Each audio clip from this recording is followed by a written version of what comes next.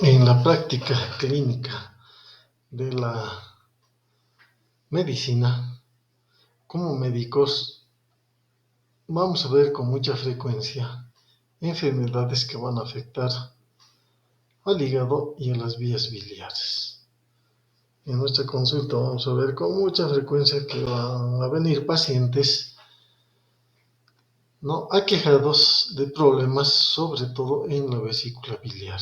La vesícula biliar es parte de las vías biliares, ¿no? Y las vías biliares están íntimamente ligadas al hígado, que es un órgano, es la víscera maciza más grande del cuerpo y es vital para el metabolismo del cuerpo humano. Les habla el doctor Eulogio Carapiz Rodríguez, cirujano gastroenterólogo y docente de la Cátedra de Anatomía Humana Clínica. Entonces, hoy estamos para tratar la anatomía del hígado y las vías biliares. Habíamos comenzado diciendo que el hígado es el mayor órgano del cuerpo después de la piel, ¿no? Entonces, destacamos que la piel es el órgano de mayor extensión en el cuerpo. Entonces, seguido por el hígado, que es la víscera maciza más grande. Va a pesar unos 1500 gramos y va a representar un 2.5% del peso corporal en el adulto.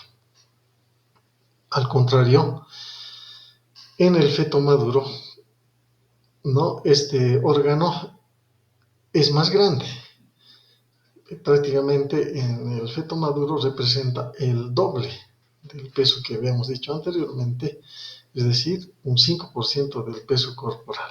Y es un órgano hematopoyético, ¿no?, en el feto maduro. ¿Qué quiere decir hematopoyético? Que interviene en la formación de las células sanguíneas. También podemos mencionar que del hígado, ¿no?, va a salir bilis a través de los conductos hepáticos, ¿no?, derecho e izquierdo, que van a formar el conducto hepático común, para luego este conducto continuarse con el colédoco, para finalmente desembocar en la segunda porción del duodeno, ¿no?, más precisamente en su cara medial. Todo esto lo vamos a ver más adelante con mayor detalle. Hablando de la localización del hígado, vamos a decir que el hígado ocupa los dos cuadrantes superiores del abdomen, ¿no?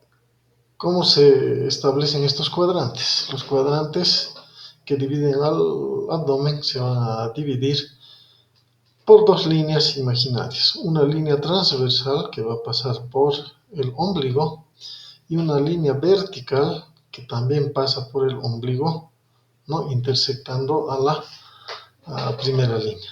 Entonces, de ahí vamos a tener cuatro cuadrantes: un cuadrante superior derecho, otro superior izquierdo y dos cuadrantes inferiores, también uno derecho y uno izquierdo. Entonces, el hígado va a estar ubicado en los cuadrantes superiores sobre todo. Pero si nosotros vamos a dividir al abdomen en los 9 cuadrantes que nosotros ya conocemos, ¿no?, vamos a decir que el hígado va a estar localizado sobre todo en el hipocondrio derecho, en el epigastrio y una pequeña parte en el hipocondrio izquierdo. El hígado, es cierto que en la cavidad abdominal está fijo por ciertas estructuras hacia la pared abdominal y al diafragma, pero el hígado puede cambiar de posición, es decir, se mueve con los desplazamientos del diafragma y también con la posición del paciente, ¿no? Cuando el sujeto está en posición de decúbito, el hígado prácticamente está cayendo sobre las vísceras abdominales, ¿no? Este hígado que según algunos textos tiene una forma de un semiovoide, va a tener dos caras. Una cara diafragmática, se llama así porque está en contacto con el diafragma, y va a estar orientado un tanto anterior, superior y también posterior. Y finalmente va a tener otra cara llamada cara visceral. ¿Por qué se llama cara visceral? Porque está en contacto con las vísceras, como el estómago, el colon, el ángulo cólico derecho. También va a estar en contacto con el duodeno. Entonces, por ese motivo recibe el nombre de cara visceral. El peritoneo va a recubrir la mayor parte de la extensión de las caras del diafragma, ¿no? Entonces, el peritoneo cubre casi toda la extensión, decíamos, ¿no? Y en los sitios en que el peritoneo se refleja desde el diafragma o de la pared abdominal hacia el hígado, va a formar unos fondos de saco, o lo que ya conocemos, ¿no? Recesos o espacios, en este caso llamados recesos sufrénicos, que se forman entre la cara visceral del hígado y la cara inferior del diafragma, ¿no? Tanto hacia el lado derecho como hacia el lado izquierdo. El ligamento falciforme, que es otro repliegue peritoneal que une al diafragma con la cara diafragmática del hígado, ¿no? Va a dividir a este receso subfrénico en dos: un receso subfrénico derecho y otro receso subfrénico izquierdo. Luego vamos a tener otro receso. Aquí vemos en la imagen que está más abajo, ¿no? Que se forma entre la cara visceral del hígado y la cara anterior del riñón derecho. Entonces, ese espacio, como aquí se ve, ¿no? Un tanto pintado de rosado, ese espacio va a recibir el nombre de receso hepatorrenal. ¿Por qué? Porque se encuentra entre el hígado y el riñón derecho. Este espacio recibe también el nombre de, más tradicional, ¿no? Más clásico, de bolsa de Morrison o espacio de Morrison. Muy importante para los cirujanos. También cabe recalcar que, ¿no? Antes de pasar a la siguiente imagen, que miren, la cara diafragmática del hígado está dividida en dos partes por este ligamento falciforme.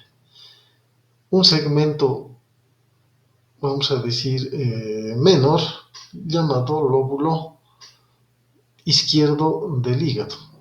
Y hacia la derecha vamos a ver un segmento de mayor tamaño llamado lóbulo derecho del hígado. Esta división es, vamos a decir, desde un punto de vista más anatómico, ¿no?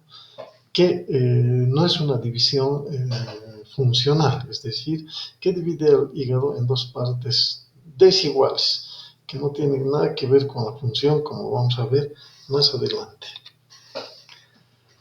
Bien, decíamos que el hígado en casi toda su extensión está cubierta por el peritoneo, pero en la parte más posterior de la cara diafragmática del hígado carece de cubierta peritoneal. A esa zona se le da el nombre de zona desnuda del hígado. Esta zona desnuda del hígado está circunscrita por hojas del ligamento coronario, ¿no? Coronario, a manera de una corona. Vamos a decir que este ligamento coronario, como ven en esta imagen, ¿no? Circunscribe un área más o menos romboidal, llamada zona desnuda del hígado. Las hojas del ligamento coronario se pueden dividir en dos: una hoja superior y una hoja inferior. Estas dos hojas hacia la izquierda se unen, ¿no? Y se dirigen hacia el extremo izquierdo del hígado, donde van a formar el ligamento triangular izquierdo. Hacia la derecha hacen lo mismo, ¿no? Se aproximan y se unen para finalmente dirigirse al extremo derecho del hígado, donde van a formar el ligamento el ligamento triangular derecho. Entonces hay dos ligamentos triangulares, ¿no?, que unen el hígado con la pared, el ligamento triangular izquierdo y el ligamento triangular derecho. En esta zona desnuda del hígado, que está en contacto íntimo con el diafragma, vamos a encontrar a la vena cava inferior. Otras zonas que carecen de cubierta peritoneal van a ser la fosa cística, es decir, una depresión que se encuentra en la cara visceral del hígado, ¿no?, carece de cubierta peritoneal. Y otra zona más pequeña es el ilio del hígado o raíz del hígado, por donde ingresan los elementos del porta hepático hacia el hígado.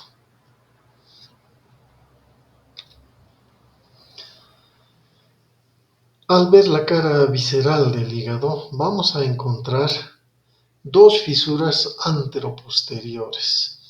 Una fisura ubicada hacia la izquierda, llamada ligamento venoso de Arancio, que en su parte anterior, ¿no?, presenta el ligamento redondo del hígado.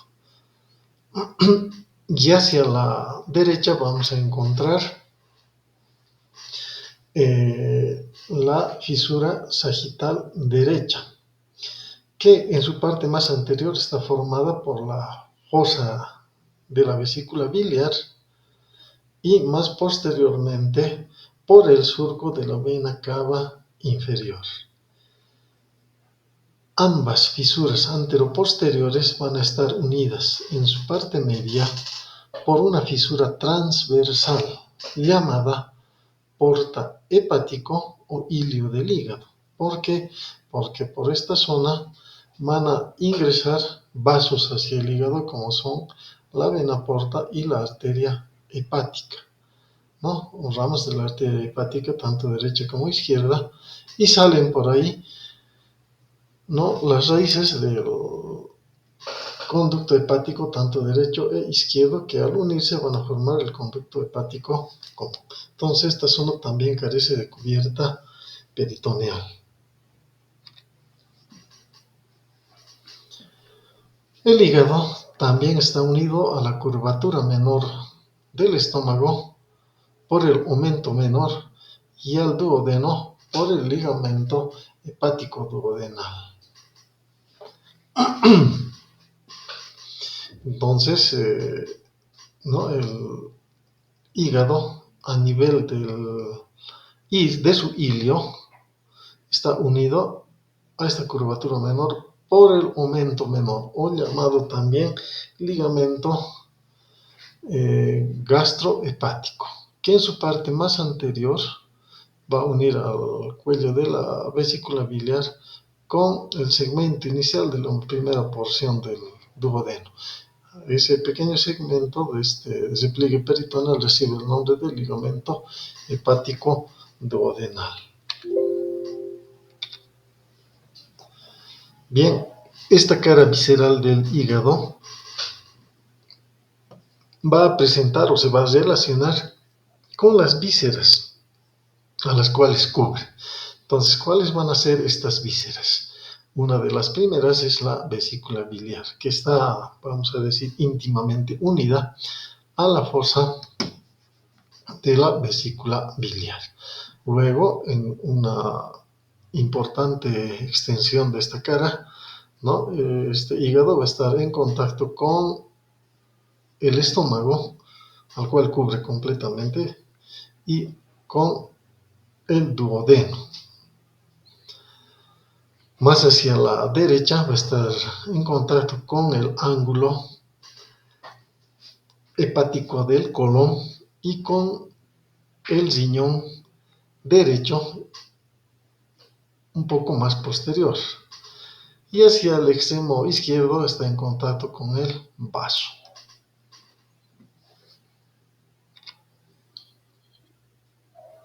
Bien, entonces vamos a un poco repetir rápidamente aquello que habíamos mencionado más adelante, ¿no?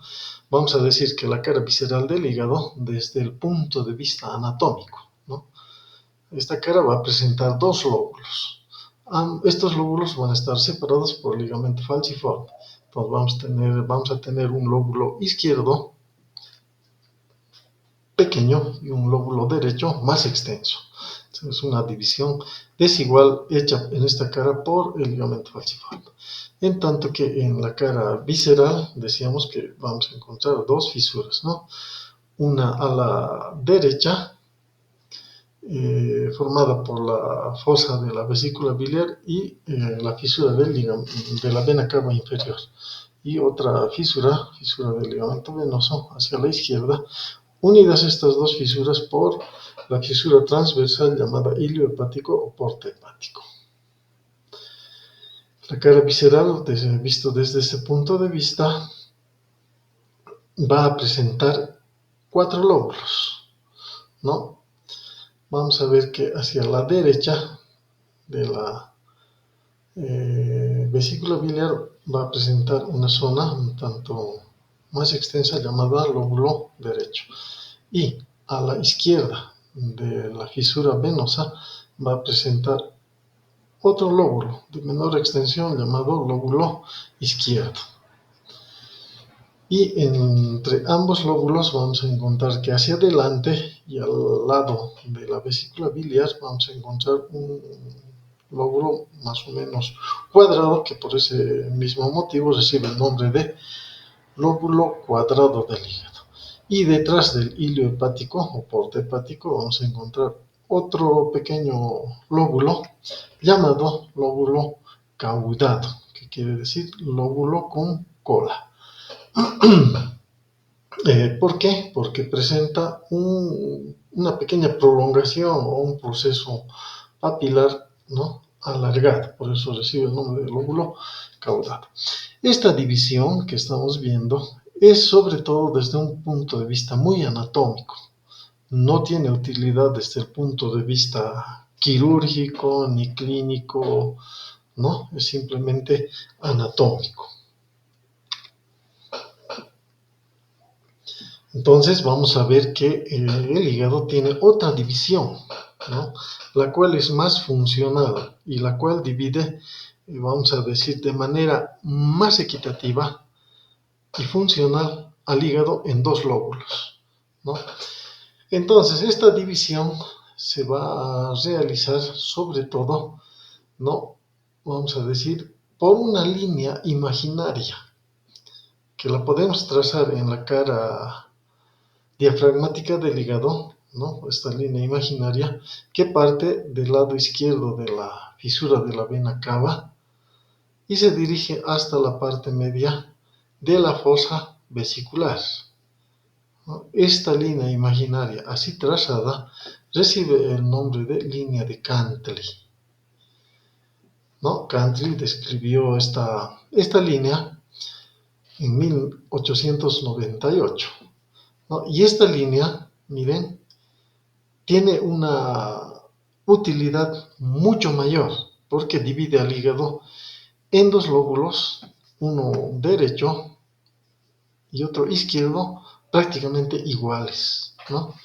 Entonces reiteramos, esta línea de Cantley parte desde la fisura de la vena cava inferior hasta la parte media de la fosa vesicular.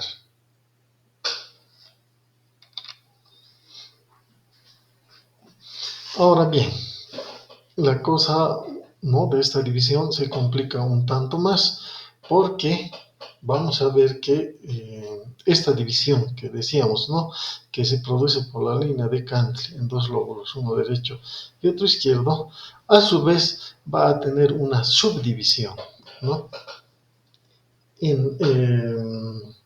Esta división se va a realizar sobre todo por unas venas que del hígado se van a dirigir hacia la vena cava inferior. Estas venas, que son 3, ¿no?, vamos a llamarlas venas hepáticas, ¿no?, una derecha, otra izquierda y una vena hepática intermedia o media, ¿no? Entonces, hacia la derecha, esta vena hepática derecha va a dividir al lóbulo derecho, a su vez, en dos vamos a decir, semisegmentos o en dos partes, una lateral y otra medial. Y en el lóbulo izquierdo, la vena hepática izquierda va a dividir a su vez, ¿no?, a este lóbulo izquierdo en un segmento o en dos segmentos, si quieren, mediales y dos segmentos también laterales. A su vez, va a ocurrir una división también transversal, ¿no?, por una línea imaginaria que va a pasar a nivel de las porciones horizontales de las ramas derecha e izquierda de la tríada portal. Esta línea va a dividir a su vez, ¿no?, a las porciones del lóbulo derecho en segmentos, vamos a ver, ¿no?, vamos a decir que dos superiores y dos inferiores. Los superiores vamos a ver uno lateral y otro medial, y los inferiores igualmente uno lateral, otro medial. En el lado izquierdo pasa casi lo mismo, ¿no? En el lado derecho teníamos 4, pero en el lóbulo izquierdo solo vamos a tener 3, ¿no?, por esta línea transversal. Entonces vamos a tener, miren, lateralmente hacia la izquierda, dos segmentos, uno superior, otro inferior, y en la parte media vamos a tener un segmento grande que prácticamente no está dividido. Entonces, de esto sacamos como conclusión o como resumen que en el lóbulo derecho vamos a tener 4 segmentos y en el lóbulo izquierdo solo 3. Pero ahí tenemos que recordar que el llamado, ¿no?, lóbulo caudado, miren, aquí lo ven al lóbulo caudado en este esquema. Este lóbulo caudado se considera un segmento independiente, ya, del hígado, porque tiene sus propias arterias y sus propias venas y su propio drenaje biliar, ¿no? Entonces, ese lóbulo caudado, que se considera independiente, se considera el primer segmento de este lóbulo izquierdo. Entonces resulta que el lóbulo izquierdo también va a tener 4 segmentos, ¿no? Entonces, ¿cómo se enumeran estos segmentos? Comenzamos por el lóbulo izquierdo. El lóbulo caudado por sí solo, ¿no?, corresponde al segmento 1. Y a la izquierda de este lóbulo caudado vamos a encontrar al segmento 2, que está situado, vamos a decir, superiormente, ¿no?, y hacia la izquierda de este lóbulo. Debajo de este segmento 2 vamos a tener al segmento 3. Y medial al segmento 2 y 3 tenemos al segmento 4. Miren, como cabalgando sobre el segmento 1. Ahora, en este lóbulo izquierdo tenemos los segmentos entonces 1, 2, 3 y 4. El segmento 5 se va a encontrar en el lóbulo derecho. Justamente, miren, encima y a la derecha de la fosa cística. Entonces, ese segmento recibe la denominación de segmento 5, ¿no?, numeración en romanos. A su lado y lateralmente vamos a encontrar al segmento 6. Por encima del segmento 6 tenemos al segmento 7 y en el domo, decimos, ¿no?, es decir, en la cúspide o en el techo del hígado, de esta cara visceral del hígado, se encuentra el segmento 8, ¿no? Entonces, en el hígado vamos a encontrar esta segmentación, ¿no?, atribuible a Cugnot, se escribe Cugnot, ¿no?, que este hígado se divide en 8 segmentos, 4 que están en el lóbulo izquierdo, denominados 1, 2, 3 y 4, y 4 que están en el lóbulo derecho, denominados 5, 6, 7 y 8.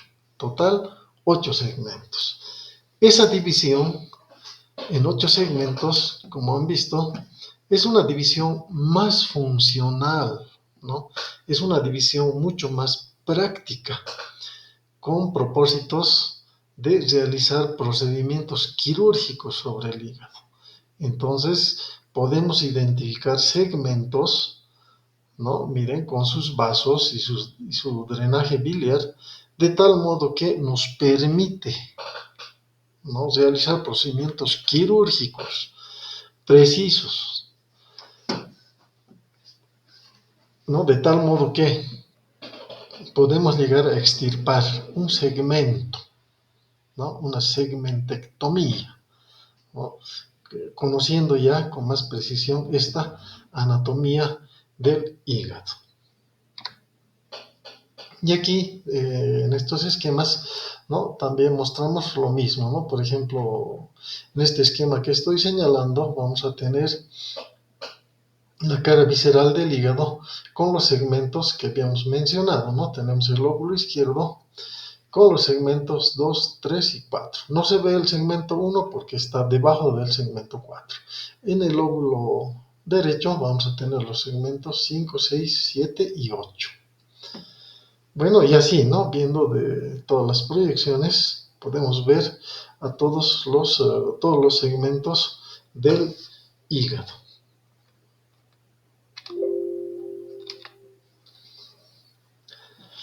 Bien, ahora vamos a hablar de los vasos que recibe el hígado, ¿no? El hígado, decíamos, es una glándula de secreción, vamos a decir, mixta, ¿no? Porque hay ciertos productos como la bilis, ¿no? Ciertos productos de su secreción como la bilis que van hacia afuera y específicamente van a ir al duodeno, ¿no?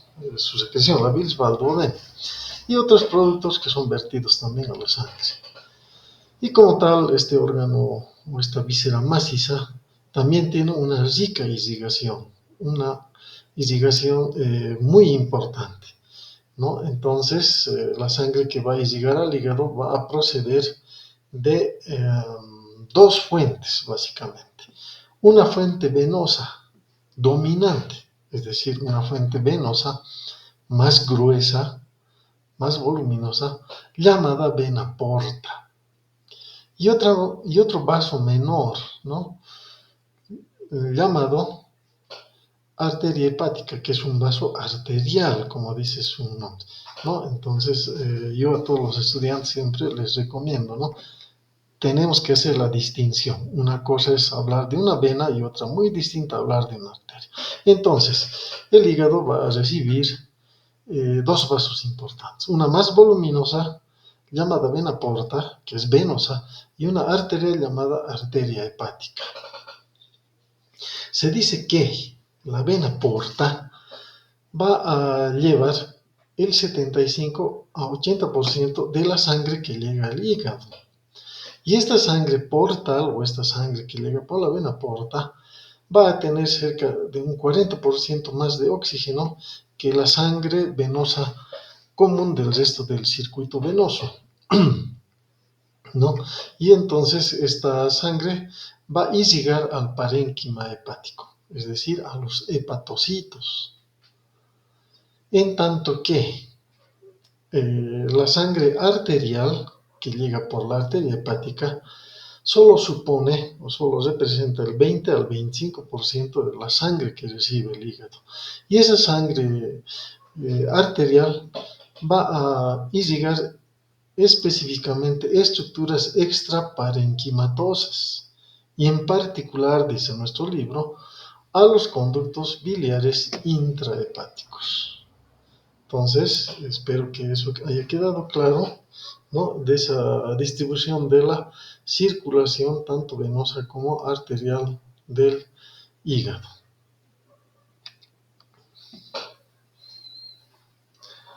Bueno, vamos a decir que la vena porta que ingresa al hígado en la cavidad abdominal, ¿no?, se forma por la unión de las venas esplénica y mesentérica superior.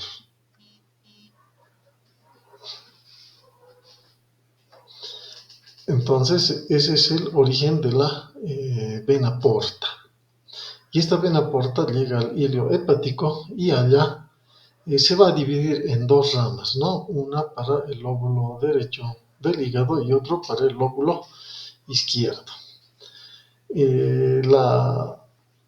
La irrigación arterial va a proceder o proviene del tronco celíaco a través de la arteria hepática común, ¿no? La cual va a dar como rama terminal a la arteria gastroduodenal. Y esta arteria gastroduodenal a su vez da la arteria pancreático-duodenal superior, la que va a irrigar al duodeno proximal.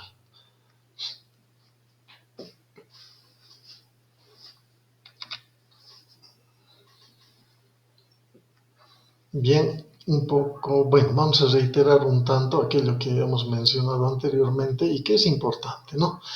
Se dice que en el hígado, entre los segmentos, vamos a encontrar a las venas hepáticas, tanto derecha, intermedia e izquierda, ¿no? Aquí ven la imagen, vena hepática derecha, vena hepática izquierda y en medio de ellas la vena hepática media o intermedia. Si leen ediciones anteriores, como por ejemplo el Rubier, ¿no? Ahí llama a estas venas suprahepáticas, que se dirigen o se unen o desembocan en la vena cava inferior. Se dice que estas venas que salen, ¿no?, de los hígados, perdón, de los segmentos del hígado y que desembocan en esta vena cava inferior, constituyen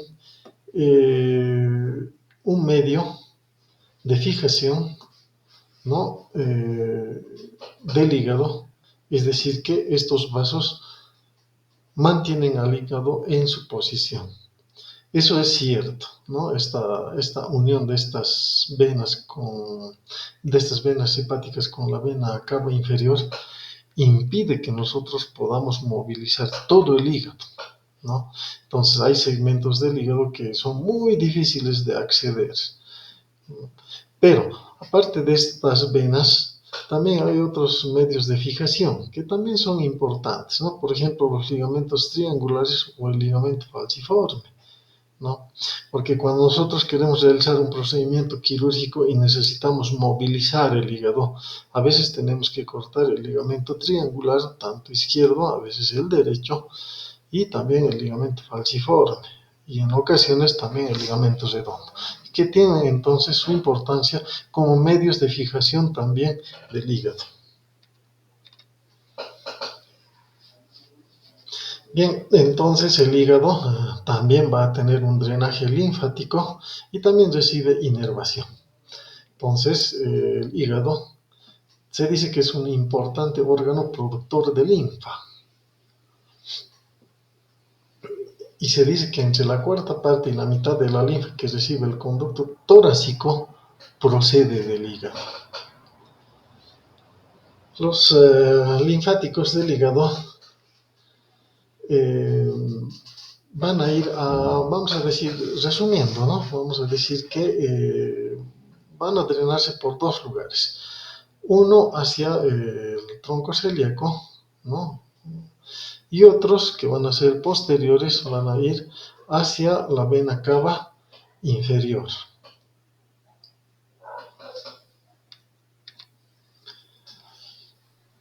Y los nervios del hígado van a proceder del plexo llamado antiguamente plexo solar, ¿no? O el llamado plexo celíaco. ¿Por qué se llama plexo celíaco? Porque está alrededor del tronco celíaco o arteria celíaca, como quieran. Entonces, este plexo celíaco va a enviar sus ramas hacia el hígado a través o estos troncos nerviosos van a viajar rodeando a la arteria hepática. A la arteria hepática propia hasta penetrar en el hígado, ¿no? Entonces, ¿qué tipo de ramas van a dirigirse hasta el hígado? Bueno, son ramas nerviosas ¿no? Constituidas por fibras simpáticas y también fibras parasimpáticas que provienen de los nervios vagos, tanto anterior y posterior.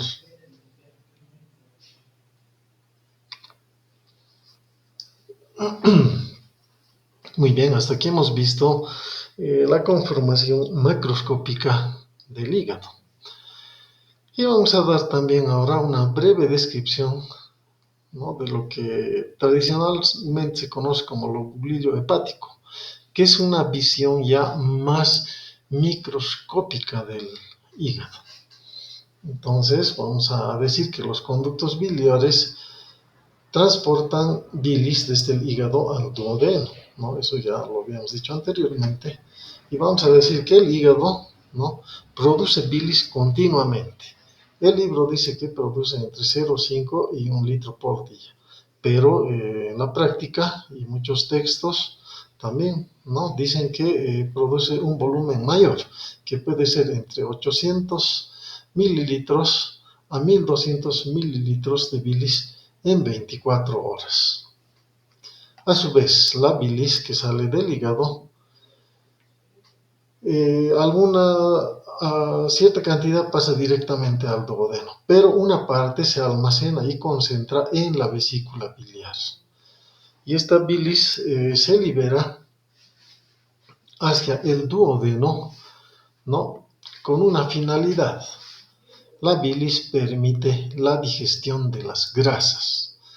Y eso van a ver en fisiología, pero no podemos decir que la bilis emulsiona la grasa, permitiendo que pueda absorberse en la porción distal del intestino. ¿Qué quiere decir emulsionar, ¿no?, las grasas? Emulsionar las grasas quiere decir que cuando ingerimos grasas, estas grasas se ingieren en forma de partículas grandes, ¿no?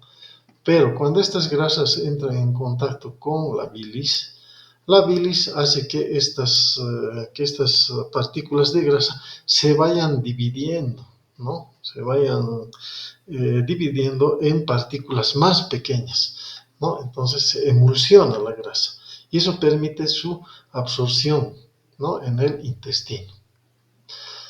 A la visión microscópica de un corte de tejido, vamos a ver un patrón que tradicionalmente se describe como lobulillos hepáticos hexagonales. Estos lobulillos van a estar formados de la siguiente manera. El lobulillo va a poseer una vena central, como vemos aquí en la imagen, extraída de nuestro texto oficial, que es Moore, ¿no?, una vena central. Esta vena central va a discurrir o se va a encontrar en el centro del lobulillo. Y de ella salen sinusoides, ¿no?, que son capilares grandes, sinuosos, y también va a estar ahí, digamos, rodeado por hepatocitos, que son las células, ¿no?, del hígado, y que se dirigen hacia un perímetro, es decir, hacia la periferia de este lobulillo, ¿no?, donde se encuentran estructuras de la tríada portal, ¿no? Ahí vamos a encontrar, por ejemplo, una rama de la vena porta hepática, vamos a encontrar ahí su rama de la arteria hepática y un conductillo, ¿no?, que corresponde al conducto biliar del lobulillo. Entonces, tradicionalmente todo esto se describe como lobulillo.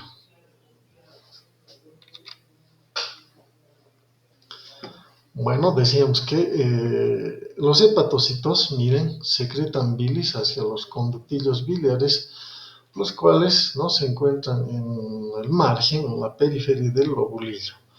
Estos conductillos van a drenar en pequeños conductos biliares y luego en conductos biliares de mayor calibre, de tal manera que van formando cada vez conductos más gruesos, más voluminosos, ¿no?, los conductos biliares. Entonces, estos conductos, al irse uniendo y acercarse, al aproximarse al hilio del hígado, van a formar los conductos hepáticos tanto derecho como izquierdo. Estos conductos hepáticos derecho e izquierdo salen, ¿no? Uno del lóbulo izquierdo y el otro del lóbulo derecho. Y al unirse van a formar el conducto hepático común. Este conducto hepático común desciende y se va a unir al conducto cístico, formando así el conducto colédoco, el cual desemboca, como decíamos, ¿no?, en la segunda porción del duodeno. Bueno, aquí tenemos un esquema de todo eso cuanto habíamos dicho, ¿no? Aquí tenemos al hígado, un lóbulo derecho, un lóbulo izquierdo, del cual salen un conducto hepático derecho y un conducto hepático izquierdo. Al unirse forman el conducto hepático común, el cual al unirse al conducto cístico forma el conducto colédoco. El colédoco, miren, va primero por detrás del duodeno, después por detrás del páncreas y desemboca en la segunda porción del duodeno, específicamente en su cara medial. Entonces, a todas estas estructuras que hemos mencionado se les da el nombre de vía biliar principal, ¿no? Vía biliar principal. Y existe también una vía biliar accesoria, la cual va a estar formado por la vesícula biliar y por el conducto cístico que sale de esta vesícula biliar. Entonces,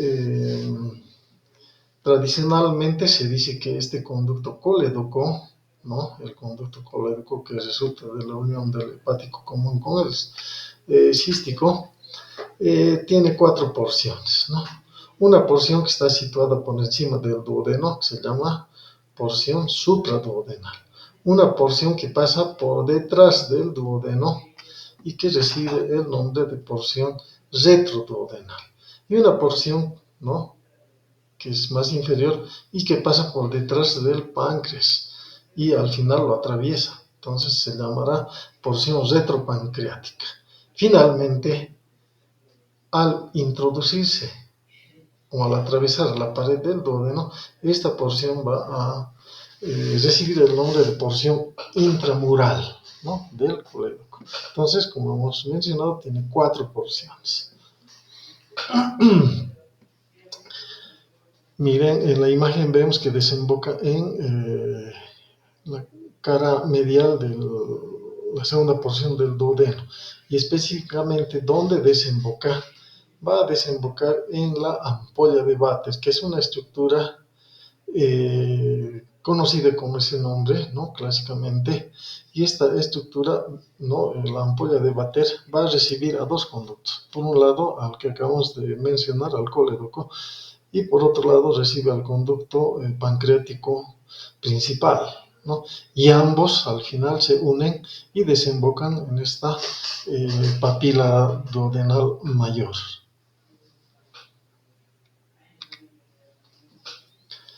Bien, decíamos que el colédoco resulta de la unión del conducto cístico con el conducto hepático común.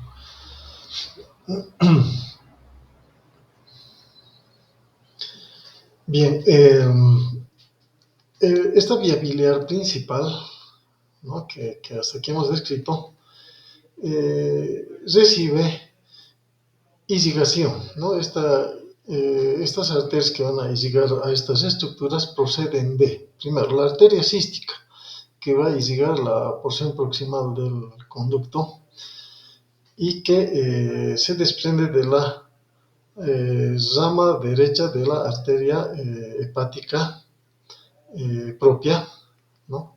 Luego vamos a tener la arteria pancreático-duodenal superior y posterior, también a la arteria gastroduodenal. Ambas van a irrigar la porción retroduodenal del conducto colédoco, ¿no? Finalmente, el drenaje venoso de esta porción se va a realizar directamente, ¿no?, en el hígado, es decir, ¿no?, estos conductos y también la vesícula biliar, ¿no?, su drenaje venoso va directamente hacia el hígado por venas o capilares que se encuentran en lo que nosotros llamamos el lecho hepático, ¿no? Justamente el sitio de contacto entre la vesícula biliar y el hígado.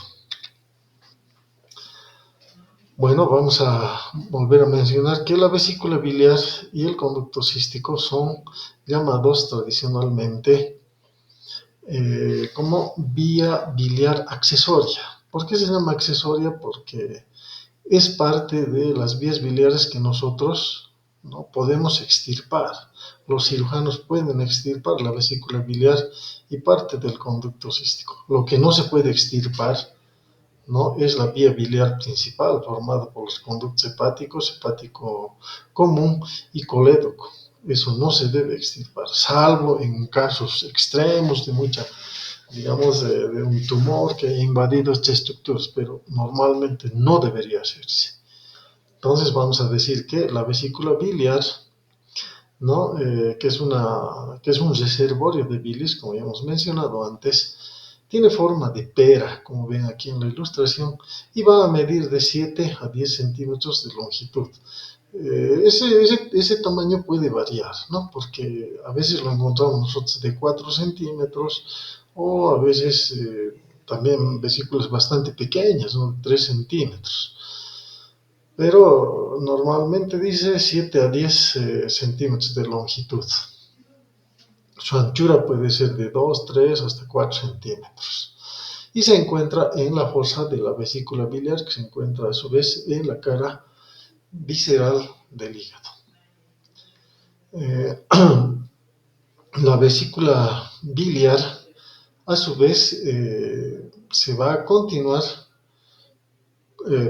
Antes de pasar al conducto cístico, vamos a decir que presenta las siguientes partes, ¿no? Un fondo, ¿no? Que es el extremo libre de la vesícula, el cual está muy próximo al borde inferior del hígado. Luego presenta el cuerpo, ¿no? Que dice que es la parte principal de la vesícula, y finalmente el cuello, o conocido por los cirujanos como bacinete, que es como un embudo, ¿no? El cual se continúa con el conducto cístico. El conducto cístico, como ven aquí en la ilustración, es un conducto que puede medir 3 a 4 centímetros de longitud, ¿no? Y va a conectar el cuello de la vesícula con el colédoco, con el conducto hepático común, dando origen esta unión al conducto colédoco. La mucosa que tiene este conducto cístico presenta múltiples pliegues, ¿no? Los cuales van a tener, según los textos, una forma en espiral, ¿no? Y esta disposición en espiral recibía el nombre de válvula espiral. Entonces se dice que estos pliegues permiten el paso de la bilis cuando la ampolla de váter está cerrada en el ayuno, ¿no? Durante el ayuno esta ampolla está cerrada, entonces la bilis por presión penetra en la vesícula biliar. Y también permiten el flujo en sentido contrario, ¿no? Cuando se abre la ampolla de váter ante el estímulo de alimentos grasos, la vesícula vacía su contenido a través del conducto cístico hacia el conducto hepático, pasando por el colédoco, ¿no? Finalmente, ¿dónde está ubicado el conducto cístico? Dice que pasa entre las hojas del aumento menor, algo que hace rato ya habíamos explicado, ¿no? Se encuentra en el ligamento hepatocolédoco. La vesícula biliar y el conducto cístico van a estar irrigados por ramas de la arteria cística. Como mención, vamos a hablar un poco del triángulo cístico, o también llamado de Calot, y el triángulo de Boudet. Ambos son autores que publicaron, ¿no?, en su tiempo estudios como tesis, ¿no?, sobre las estructuras de esta región, ¿no?, del hilio hepático y la vesícula biliar. Entonces, Boudet describió un triángulo, ¿no?, en esta región, cuyos límites son el conducto cístico, el conducto hepático común y el borde inferior del hígado, ¿no? Y por este triángulo pasa la arteria cística y ahí también se encuentra el ganglio de Mascagni. En tanto que el triángulo hepatocístico o de Calot tiene los siguientes límites: el conducto cístico hacia la derecha, el conducto hepático común hacia la izquierda y la arteria cística por arriba. Contiene simplemente el ganglio de Mascagni. Entonces, esos son los triángulos que clásicamente se describen, ¿no? ¿Cuál tiene más importancia para los cirujanos o es más mencionado por los cirujanos? Justamente es el triángulo de Calot, ¿no? Cuyas estructuras tienen que identificarse al realizar las cirugías de la vesícula biliar, ¿no?, para evitar lesionar las partes o los segmentos de la vía biliar principal. La vesícula biliar va a estar inervada obviamente por nervios que vienen desde el plexo nervioso celíaco a través de la arteria cística, ¿no? Este plexo va a enviar fibras simpáticas, ¿no?, entre las cuales vamos a encontrar también aferentes viscerales que llevan el dolor, y también el nervio vago, que va a llevar fibras parasimpáticas. También se dice que el nervio frénico derecho va a llevar fibras aferentes somáticas que pueden transportar, ¿no?, los estímulos dolorosos debido o cuando hay inflamación de la vesícula. Es algo muy importante porque algo que con mucha frecuencia vemos, ¿no?, en los pacientes son las enfermedades de la vesícula biliar. En este caso, la inflamación de la vesícula biliar, que se llama colecistitis aguda. Ahora, menciona, ¿no?, el texto que la vesícula biliar recibe estímulos hormonales para su vaciamiento, ¿no? Este estímulo hormonal para que la vesícula vacíe bilis hacia el intestino se produce por la hormona colecistocinina o colecistoquinina, que es producida por las paredes del duodeno en respuesta al paso del alimento graso, ¿no?, desde el estómago hacia el duodeno.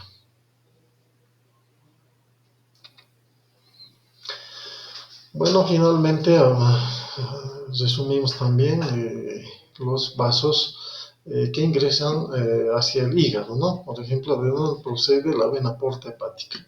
La vena porta hepática lleva la sangre vamos a decir, desde el intestino hasta el hígado, ¿no?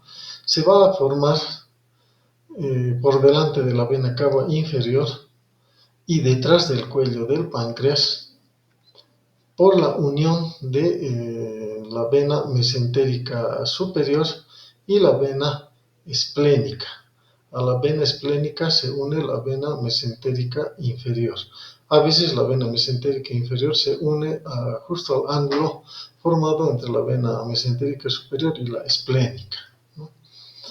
Ahora, es importante mencionar las anastomosis portosistémicas, ¿no?, por las cuales el sistema venoso porta se comunica con el sistema venoso sistémico. Estas anastomosis se forman en la submucosa del esófago, miren, en la submucosa del esófago inferior, o si quieren, en la submucosa de la unión esófago-gástrica, ¿ya? Entonces, ahí se forman estas anastomosis portosistémicas. Otro sitio en el cual se forma es en la región anal, miren, en el ano. Y finalmente, otra región muy frecuente es en la región paraumbilical o alrededor del ombligo. Ya. Y por extensión, el libro menciona también que se forma en las áreas desnudas o caras posteriores de las vísceras retroperitoneales, ¿no? Entonces, esos sitios que hemos mencionado, especialmente la unión esófago-gástrica y la región del recto o del ano, es justo en estos sitios donde se producen varices. En el caso del esófago se producen las varices esofágicas y en el caso del ano se forman las hemorroides. Y alrededor del ombligo se forma lo que en semiología se conoce como la cabeza de medusa, donde las venas parecen diverger, es decir, salen del ombligo hacia los costados. Entonces, estas vías, ¿no? O estas anastomosis portosistémicas permiten que en caso de una obstrucción portal, cuando se obstruye la vena porta, la sangre pueda volver a la circulación sistémica a través de la vena cava inferior. Bueno, con eso hemos concluido una descripción de lo que es el hígado, la vesícula biliar y la vía biliar. Ahora vamos a pasar un tanto a describir los cuadros clínicos que se pueden presentar, ¿no?, en estos órganos. Entonces, no corresponde a nuestro tema, perdón, no corresponde a nuestro tema el vaso y páncreas, pero podemos mencionar, ¿no?, que el vaso, ¿no?, decimos que es un órgano linfoide voluminoso del cuerpo, ¿no? Puede sufrir lesiones, es una víscera maciza también y puede sufrir lesiones, ¿no? Tanto lesiones que pueden ser traumáticas por un golpe cerrado, también puede ser por lesiones abiertas a través de un arma corto punzante o un proyectil, ¿no?, una bala, pueden lesionar al vaso. Entonces, el vaso es un órgano muy delicado y que cuando sufre una lesión y comienza a sangrar, es muy difícil parar el sangrado, es muy difícil separar al vaso. Muchas veces tenemos que llegar a la extirpación del vaso. La extirpación del vaso en cirugía se llama esplenectomía, ¿no? Ahora, cuando la sangre, producto de la ruptura del vaso o del hígado o de cualquier órgano, la sangre que se desama o se colecciona en la cavidad peritoneal, recibe el nombre de hemoperitoneo. Bien, en los recesos que habíamos descrito, ¿no?, los subfrénicos, por ejemplo, tanto derecho como izquierdo, pueden coleccionarse, pueden almacenarse, vamos a decir, líquidos. En este caso, por ejemplo, pus. Entonces, a una colección de pus se llama absceso. Entonces, si hay pus en estos recesos, esos abscesos van a recibir el nombre de absceso subfrénico, ya sea derecho o izquierdo, dependiendo en cuál de los dos recesos se da. Dice que son más frecuentes en el lado derecho, ¿no? Después, estos abscesos necesariamente tienen que ser drenados, es decir, tienen que ser limpiados. Y esto se puede realizar a través de varios métodos, pero hoy por hoy con más frecuencia se realizan los tratamientos mínimamente invasivos, es decir, sin operar al paciente, ¿no? Simplemente se le realiza una punción, ¿no? Una punción bajo una guía ecográfica. Por ejemplo, en esta imagen estamos viendo primero una radiografía normal del tórax, en el cual vemos los pulmones, ¿no?, tanto derecho como izquierdo, el mediastino, que contiene al corazón, vemos a la tráquea y también vemos a la silueta de la columna vertebral y ocasionalmente se puede ver a la aorta, ¿no? Entonces vemos también las cúpulas diafragmáticas, tanto derecha como izquierda. Esta es una radiografía normal del tórax. Y aquí hacia el lado derecho tenemos otra imagen ya anormal del tórax, en el cual vemos, miren,